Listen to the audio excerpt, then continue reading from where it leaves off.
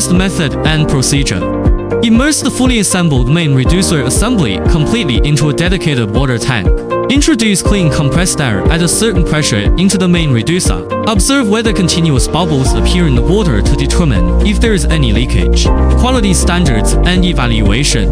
If no continuous bubbles appear within the specified pressure holding time, it is considered qualified.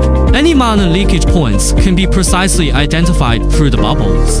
The testing standard is higher than the actual working conditions of the main reducer in the vehicle. Purpose and importance. The water immersion leak test is a key process for inspecting the sealing performance of the main reducer assembly. This process mechanically prevents early failures caused by poor sealing.